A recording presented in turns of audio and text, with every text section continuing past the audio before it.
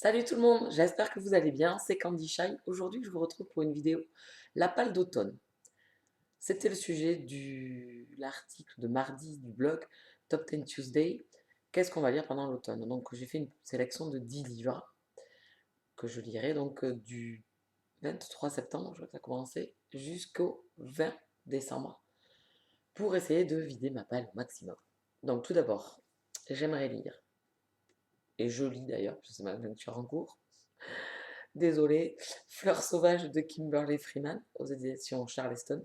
Donc voilà, ma lecture en cours, j'adore. En plus, couleur automnale, je trouve, couverture qui se plie bien au concept. J'adore, je vous en reparle très très rapidement dans la Gazette de Candy Shop. Ensuite, j'ai décidé de sortir Les héritières de Rome de Kate Quinn. Donc j'ai lu très récemment La maîtresse de Rome, que j'ai adoré. Donc du coup, j'ai acheté le premier opus, qui est complètement différent, enfin, ce sont d'autres personnages de la saga. Donc j'ai décidé de le lire en lecture commune avec Cassie, et normalement on a prévu de le lire en mois de novembre. Donc c'est pas pour tout de suite non plus, si je me souviens bien. Ensuite, je vais lire Hacker, le tome 2. Ici, c'est Fatal Attraction de Meredith Wide, aux éditions Michel Lafon. C'est ma prochaine lecture, puisque c'est un service presse. Et il me tarde de lire la suite, j'avais adoré le tome 1. C'est une romance contemporaine sur le monde de l'informatique. Ensuite, Saga Chouchou, ça attend dans la palle. Ça m'énerve de le voir tous les jours et de me dire qu'il faut que j'attende encore un peu. C'est Charles Davidson, le tome 7, 7 tombes et pas de corps, de Darinda Jones aux éditions Milady, collection Bitlit. Ici, c'est de l'urban fantasy, une saga que j'adore. Je pense que pour les personnes qui me suivent, elles savent que c'est ma saga chouchou, ma saga préférée, le top 1 de l'urban fantasy. Et il me tarde de lire ce tome 7 qui est sorti fin août et j'ai pas encore eu le temps de le sortir de ma palle. Ensuite, j'ai gagné ce livre lors d'un concours, donc c'est Là où tombe la pluie de Catherine Chanté, aux éditions, d'ailleurs, bonne question, Les Escales. Donc, j'ai enlevé le bandeau rouge déjà, voilà. Un livre, oui, donc que je disais, j'ai gagné. Je veux pas le laisser trop longtemps dans la palle, puisqu'il vient d'arriver, autant le caser assez rapidement, donc il fera partie de mes lectures automnales. Ensuite, j'ai décidé de poursuivre mes sagas parce que je me suis inscrite à un petit challenge 5 sagas terminées avant la fin de l'année. Donc, j'ai sélectionné 3 sagas qu'il faudrait que je finisse. Donc là, c'est Les Frères Gamble. Ici, c'est le tome 2, Paparazzi et Quiproquo de G. Lin, aux éditions Milady Collection Central Park. J'avais bien aimé le tome 1, romance classique, rien de révolutionnaire. J'avais râlé un petit peu sur l'écriture et le volume du livre. J'avais trouvé ça un peu abusé, le prix par rapport à ce que c'était.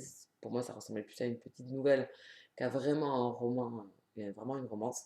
Donc j'ai hâte de continuer quand même la saga. Les deux autres frères étaient présents dans le tome 1, donc il me tarde de les découvrir également, de découvrir leur romance.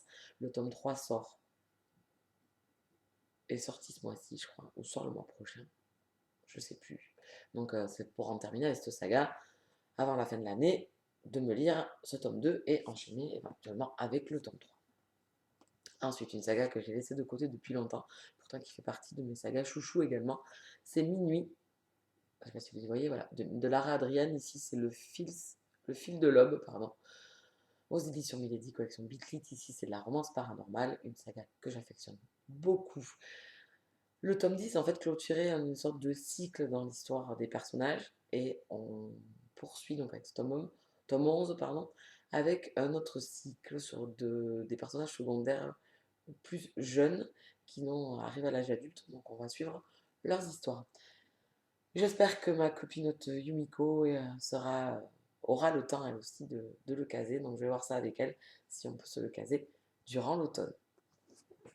Et le dernier, pareil, poursuite de saga, c'est Noblesse oblige, le tome 4, Le gentleman mis à nu de Sally Mackenzie, aux éditions Milady Romance, collection Pemberley, une romance historique J'aime beaucoup cette saga, j'avais beaucoup aimé les 3 premiers tomes, c'est assez frais, il y a de l'humour, il y a de la romance, il y a toujours des quiproquos dans les histoires, c'est assez sympa. J'avais laissé un peu de côté, comme d'habitude, plein de choses sortent, plein de choses font envie, et du coup on laisse un peu nos sagas dans la palle qui patiente, et je me suis procuré récemment la suite et fin de cette saga, donc il va jusqu'à 6 ou 7 tomes, parce que j'avais peur justement de ne plus les trouver en librairie, vu que maintenant Milady les réédite en intégrale, c'est-à-dire 2 tomes en un.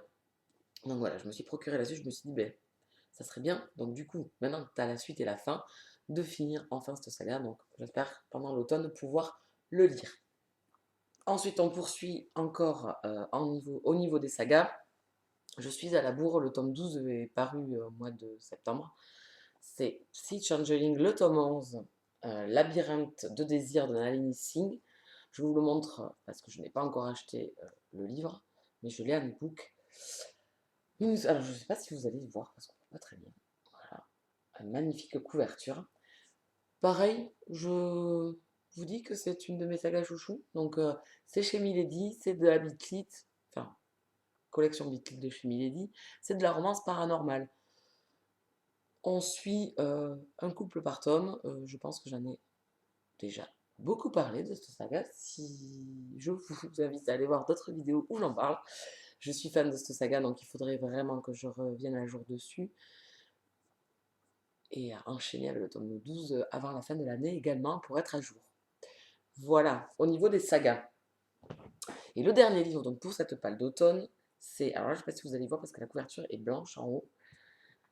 Voilà, ça commence. Alors, c'est Today We Live de Emmanuel Pirotte aux éditions Cherche Midi. C'est un livre que je vais recevoir, donc c'est pour ça que je vous montre juste la couverture. Je vais le recevoir, je pense, fin de mois ou début octobre. C'est pour la masse critique Babelio. Un livre sur la Seconde Guerre mondiale, il me tarde de le lire, vraiment. Voilà la sélection de livres pour l'automne. Ça ne m'empêchera pas de revenir à la au début du mois pour vous présenter mon prévisionnel lecture, parce que forcément, il ne va pas avoir que les livres que je vous ai présentés là, puisque ça dure 3 mois l'automne, donc ça sera vraiment des lectures qui seront espacées durant ces 3 mois. Je vous retrouve très très rapidement pour faire le bilan des achats du mois d'août. J'ai été relativement sage, je vous montre ça très rapidement. Et je vous retrouve très très vite pour une petite vidéo de la Gazette de Candy Shy et discuter avec vous des livres que j'ai lus assez récemment. Je suis désolée, j'ai beaucoup de mal à m'exprimer aujourd'hui. Je ne vous embête pas plus longtemps, je vous souhaite une bonne fin de week-end et je vous dis à très très vite. Ciao ciao!